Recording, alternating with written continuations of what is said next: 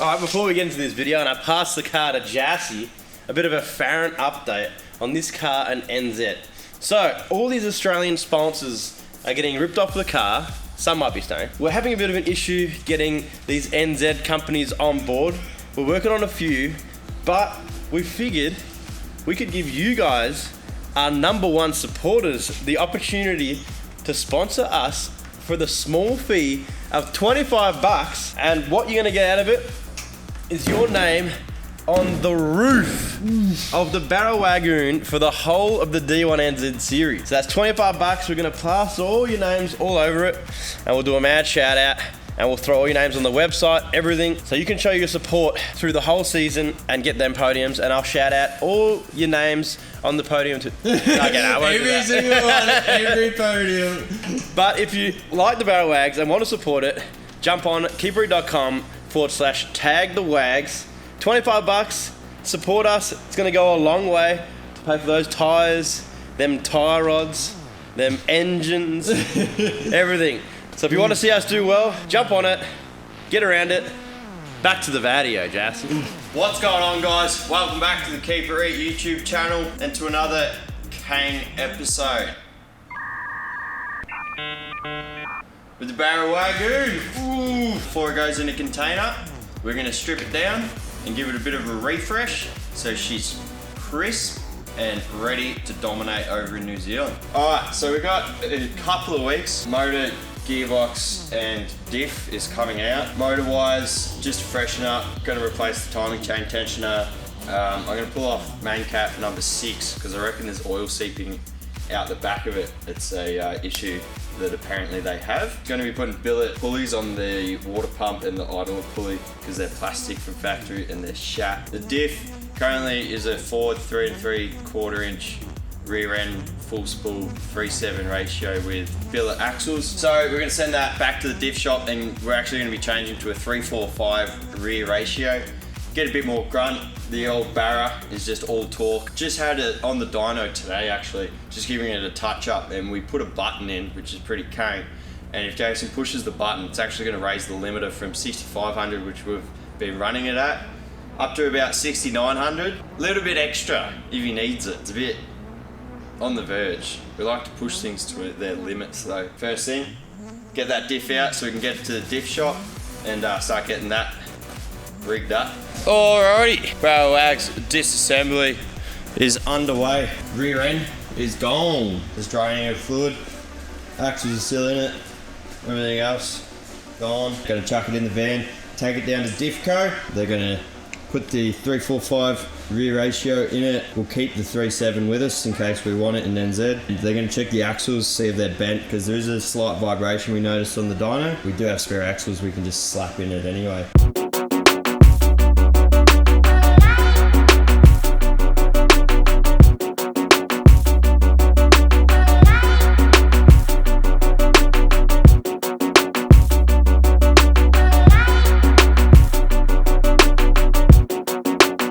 Motor is just about ready to pull out. Sorry, give me park one second. Pretty straightforward, pretty easy to get out. Let's get her out of there. The box is off, ready. Bell housing and clutch is still on, but crisp. Oof. Not a Miller shaft play. Shout out Hypergear Turbo.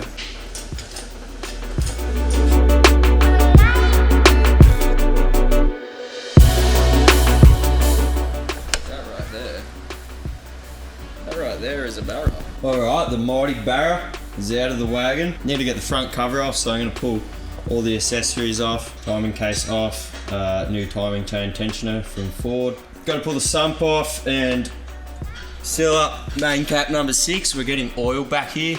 I've changed the rear main seal multiple times trying to fix it with the genuine rear main, and it keeps leaking. So I'm going to make sure there's no imperfections where the rear main sits, but I'm pretty certain. A little birdie tells me that #6 main cap can leak oil back here, so we'll have a look at that. I'm going to be running water lines to the wastegate because these things can be a little bit hit and miss, so there's fittings there with a little temperature logo. In and out, pulling off these lines, pulling off the heat wrap, and just making sure that the lines are all still in good condition. Some maintenance stuff so we can have a reliable, well-oiled machine ready to kick ass in NZ.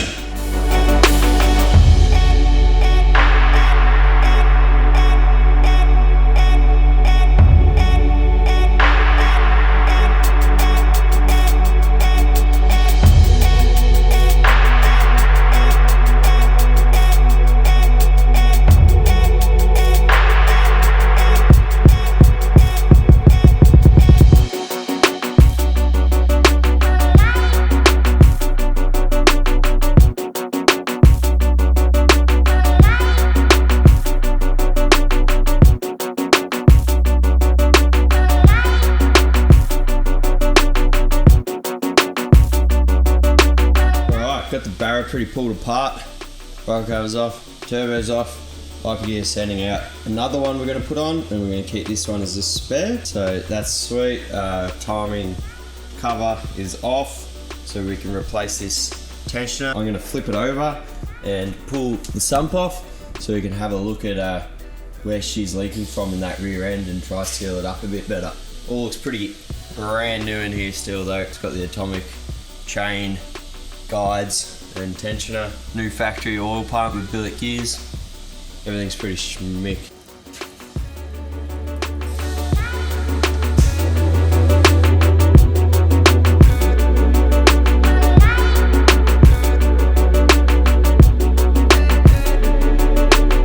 Alright, got the sump off. Looks pretty good. I have a feeling our leak is coming from this seal here that goes on the sump. I reckon it's seeping out of there. That's obviously where that cap can seep oil, where the cap bolts to the block. I don't think it's that, I reckon it's this, which is annoying. I'm gonna flip it over right now though and do a leak down test on the motor, which I forgot to do earlier, but it should be fine to do now. Everything's still together still, so it should be fine. So I flip it back around and do the leak down test and just make sure she's still good. Our good friend, Mitch, the man, the myth, the legend from Machielec Industries. How are we all? Come by. He's just going to make sure we don't cock anything up, isn't that right? That's it, yeah. He's the Barra guru. Bit of maintenance on the old girl. She's copped an absolute fucking hiding. So. she deserves a bit of a birthday. So these atomic timing chain tensioners, mate. No good. That's the story. No comment on those. But no, it's just good. It's just good routine maintenance to change these things anyway. So you just obviously this thing's in competitions and stuff like that. So they copper beating as you've seen online. So yeah, we just like to sort of pull them down, have a look, make sure everything is okay, and we usually change the tensioners on these things every so often because. For the sake of, I think they're like $250 or something. Yeah, it was like $150. 150 for the sake of $150. If you change your timing tensioner, it's going to save a $5,000 engine. So, yeah, we'll change out the tensioner. The chain looks fantastic. I was looking at that before, so really happy with the chain. That's not an issue. Yeah, all the crank pulley and all that sort of stuff looks schmicky schmouse. Yeah, no, happy with it all. We'll get the new tensioner in there and send it, as they say. Oof. Big shout out to Mitch from Machielec Industries, just coming over and making sure everything is Mickey Mouse. That guy's like put together 1,000 of these, so why not have an expert opinion? If you want the Barra swap, your Nan's Corolla, hit him up, Machielec Industries. They put Barras and everything, and they do a bloody good job of it too. This thing's all good to go, so we got the new OEM chain tensioner on there. We checked the torque on the head studs. I leak down tested the whole motor. The bores are a little bit scored side to side where the pistons have been rattling around from all the anti-lag he does. At comp test half decent, makes good power still. Cylinder 6 was leaking all the air straight out the exhaust, so I actually had to pull the lifters out and I put them in a vise and bled all the oil out of them, put the lifters back in, and it come good. So it must have just had a bit of a stuck lifter, which I'm sure would have gone away when the motor was running. But yeah, everything seems sweet. Cleaned up some surfaces, glued the Falcon out of a new rear main seal. Just had the sump and front cover hydro blasted just to make them nice and fresh. Give me some nice surfaces for gluing, and it's just fresh. So why not? Yeah, so I'm gonna go ahead, get this sump all sealed up, get the timing cover on. Also had hyper gear whip us up a new turbo. The turbo that's on the car is absolutely perfect. It's in great condition still, but we did want to have a spare for the D1NZ season. So I think I'm going to get this front cover polished, weld the front and rear to suit, so it's a bolt-on setup. Get more fittings for this one, and then the other one can just be a direct bolt-on spare ready to go. And we'll put this fresh boy on, because why not? Does not have the T51R modded front housing, so it's not going to whistle as much. Jason reckons it still whistles, and Jason also reckons these front housings dose more than the T51R. So the wagon's going to be fluttering, apparently. That's the rumours. Big thanks to Hypergear for smashing that one out for us in sick timing. These turbos are insane. We put them through all the abuse anyone could put through a turbo, and they never miss a beat. No blow-off valves, all the boost, all the anti-lag, A+ turbos. Hit them up, Hypergear turbos. Can't go wrong. The Barra is back together. Don't mind the red rocker cover, there's just a spare one on there to keep it clean, but freshened up bits and bobs. What do we got? We got our spare power steering pump on there. The other one was a tiny bit noisy, so we'll keep the other one as a spare. We got a new Bosch alternator. They're supposed to be pretty good. Got a new water pump with a metal pulley, because the plastic one was not holding up to the abuse. Same with the idler pulley. We've changed that to metal as well. Yeah, all looking nice and fresh. Gave the block and manifold a quick slap, just freshen it up. All new sensors, put in new crank and cam angle sensors because they're cheap, why not? The wastegate, I've got fittings in the coolant ports now, so I can whip up some water lines to try and get the most life out of the wastegate, so I'll do that when the motor's back in the car. What are you looking at? Intro. What do you mean? It's not an intro. Shat intro. It's an update, you sponge. I'm not a sponge.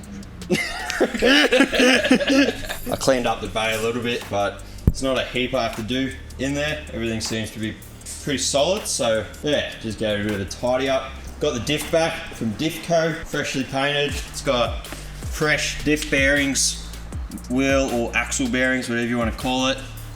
He checked the axles if they're still straight and everything. He said they look brand new. So yeah, they're the 31 spline billet axles, and then we changed the full spool center to a 3/4/6 ratio instead of a 3/7, so we can let the Barra use all of its torque and get some more wheel speed out of the girl. She's going to be absolutely on the cook now. I'm going to slap that back in. I got to pull the G-Force 4-speed dog box apart and inspect that, make sure everything's sweet there, give that a check over. There's all the random parts. Got some spicy brake pads for the handbrake rear calipers, Project Mu. Oof. Didn't know they made them, but I called the guy that works at CJ Motors, I think it is in Queensland, the distributor and importer for Project Mu. He had some, so he sent them down.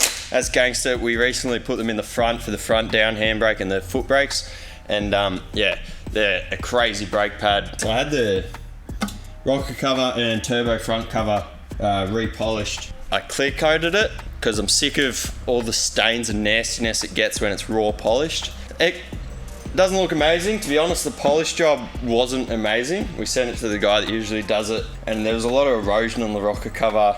Front cover polish came up good, and then obviously hitting it with clear coat, I slapped it with a direct-to-metal industrial Valspar clear.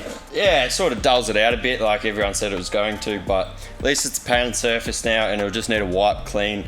You don't have to try polish all the stains and muck that it collects. So that's them there. Yeah, it's okay. Yeah, it's not amazing, but it is what it is. The rocker cover's a little bit how you going, but it'll be fine. It's an engine. At least it'll stay clean now. So I'm gonna give the Plasma Man intake manifold a real good polish while it's out as well. Start looking at making the water lines for the wastegate. I'm just gonna tap it like it'll be in series with the turbo cooling, so it comes, well, it returns into the back of the water pump there, but basically like, you know, there to there to there to the turbo, out of the turbo, and back to, it goes back around to here. That's the feed out of the bottom for the thermostat there. Let's do it. Let's make some shit happen, eh? Rear end is back in the wagon. Brake line's a bit hooked up again, looking spice. Got the Project Mu pads in for the handbrake, and then I put the good DBA brakes on the foot brake side. That's all together. I did just pull the G-force apart, had a look at the gears. Looked pretty good. Third gear, I probably should have got the camera out when it was open. Third gear's got some wear on it, so potentially looking at replacing it. In the meantime, still waiting on the clutch before I put the motor in, just because it'll be easier. So I'm gonna do the new tie rod setup for the Costal kit. If you weren't aware, this car rocks the entire Costal catalogue. Yeah, full K-frame, knuckles, all the bells and whistles. It's pretty sick. The bash plate, which is off at the moment. But old mate Stewie from Costal has bought out these new fancy get-ups for the tie rods. So at the minute, this is what we've been running. It's a GDR rack end, little slip-on spacer into Stewie's tie rod end setup. So it's got a, it's all chromoly. It's got the Heim joint rod end there, and this thing, and a GDR rack end. New setup converts the rack end. This ball joint here always gets flogged out, so he's converted that to a Heim joint, all out of chromoly. So that screws into these new nice tie rods and uses the same chromoly Heim joint on here. Pretty flash looking setup. It's got a brake point here, so if you have contact, it doesn't bend the rack or damage anything else. All right, got the new Costal tie rod setups in. So we got fresh Heim joints there, fresh Heim joints there, and the turnbuckle style steering rack end. There's a little bit of stuffing around doing this stuff to make sure everything's set correctly. The internal spacing on the rack is set here with the slip-on spacers, so that little 5mm spacer will go in the rack and maximise the amount of travel we have on the inside of the rack there. This side's got a bolt-on spacer with that like 10mm of internal travel maximised there, because this side you can get a bit more out of it. It's got a washer welded on here so that it doesn't overextend the rack, and then I've got washers in here, so that's pushing this side out a bit further because the rack is offset in the car. If you have the pivot point of the tie rod, you want to have them in the same spot side to side, so you get the same amount of bump steer side to side as the wheel goes up and down. Want to aim to try to have the tie rod pivot point in line with the lower control arm pivot point to minimize bump steer. Anyway, it's pretty close. It's as good as I can get it with keeping the sides even and everything like that. So yeah, pretty sick looking setup. This is apparently for wheel clearance at lock, but it's also the brake point, so you don't break anything more serious. But yeah, keen to see how it goes.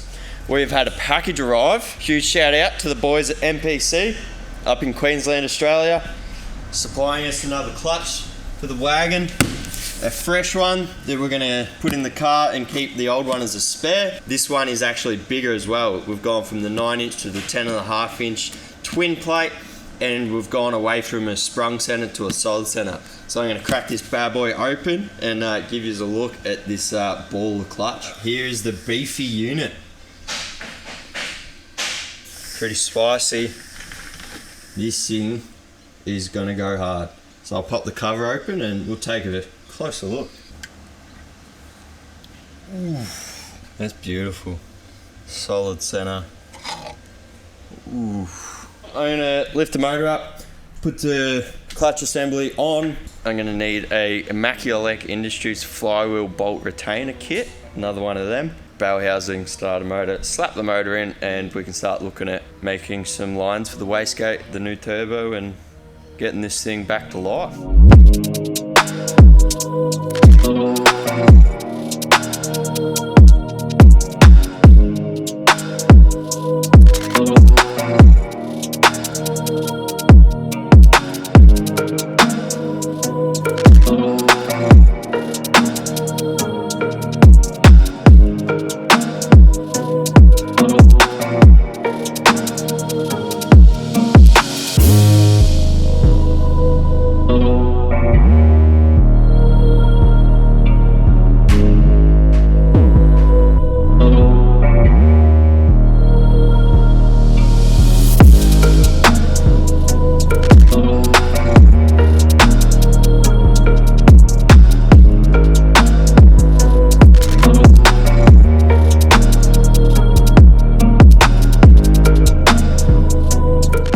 been grinding on the BarraWagz rebuild, and I haven't done a whole lot of vlogging.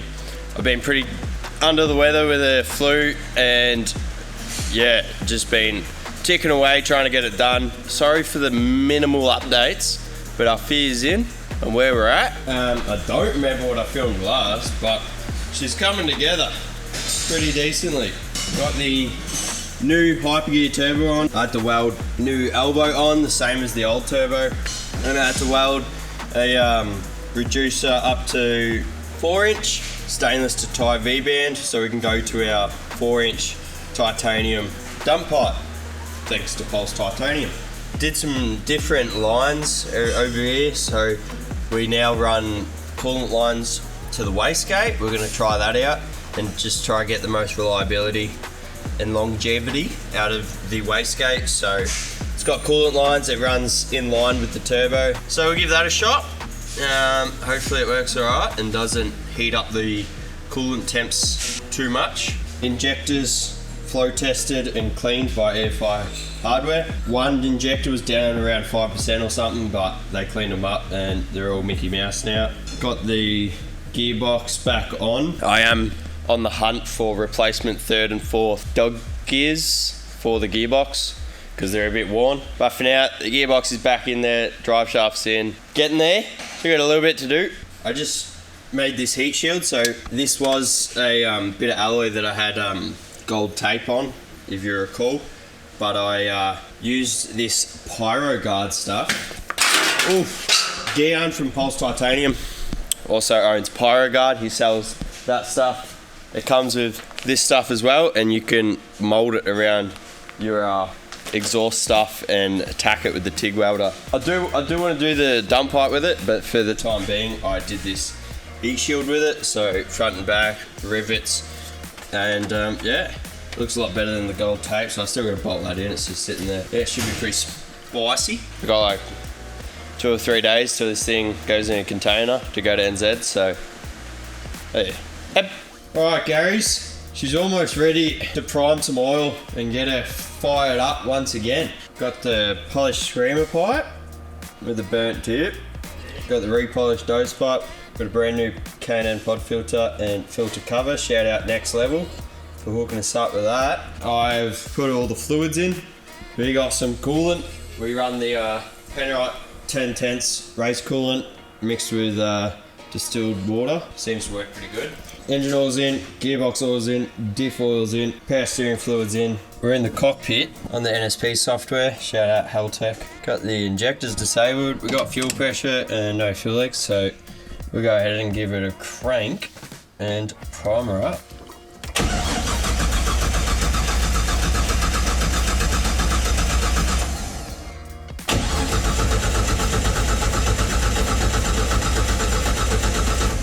Alrighty, we got 70 PSI on the starter. It is one healthy starter and motor. Alright, everything seems pretty good. Turn the injectors on and kick her over.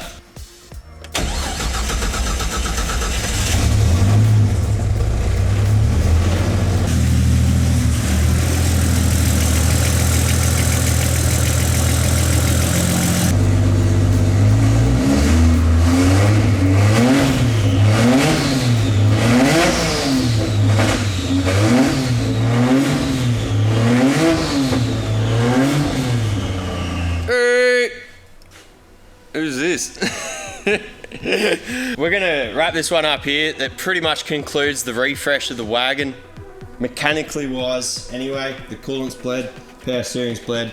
Still gotta bleed all the braking systems. I'm still gonna paint a new rear bar. Still gonna push out that door. Front bar, alignment, traction tyres and more. And yeah, a few little things. But mechanically, she's pretty sound and ready to rock. D1NZ ain't gonna know what hit them. Nah, they're not gonna know what's gonna hit them. It's gonna come in like a freight train. Ooh. The BarraWagz, so fresh, so clean. Slap some dog. We've got some spicy tyres lined up. Something a little bit special coming their way too. So I think it's gonna be quite an experience, quite a show. We definitely got our A game coming into this. We ain't half-assing nothing. Do it once, do it right, unless it comes to Jesse. Probably a couple of half-ass things. That's it. I don't know. We're closing this out. I've been told them to get on their spicy merch. Spicy bucket hats just come in. The ones that fit real nice, like, and these stealth jumpers, so you can sort of rep, but half rep because you can only see it a little bit of Japanese. Stealth. Confuse people. I like it. Spicy. What else And of can I course, get don't forget you gotta tag the Wags if you want to support us on our journey, and if you want to see the BarraWagz roof, your name on it, as we're on the podium, gonna shout out all your names, like I said. Jump on it, $25, keepery.com, tag the Wags, I think, pretty sure. You'll find it, something like that. We'll appreciate it, that's for sure. It'll get burnt up in tyres straight away, but we'll still really appreciate it. Yeah, let's do this. Australia, support Australian, or if you're in New Zealand and you're from, support as well. Either way, support. Come out and see the BarraWagz. Come out and say g'day. One of the rounds. I'll throw you a wagon poster, sign. I'll pre-sign, get Jassy to pre-sign some if he's not there, but he might be there for a few of them. I'll be there. Maybe one. Alright, thanks for watching. Hit the like button. Subscribe if you're not already. I'll see you in the next one. See you next time. Yeah, time's close, I whittled them down. Stick it to them by sticking around. The gang online, Iwo Jima got one flag and it's sticking the ground. Setting up shop, think I got the message across. Came for the titles and press of the watch. We played the levels of Letterman jocks. Pins on the jacket, the man's abundant. The point of the road was banned and rugged. Hush and I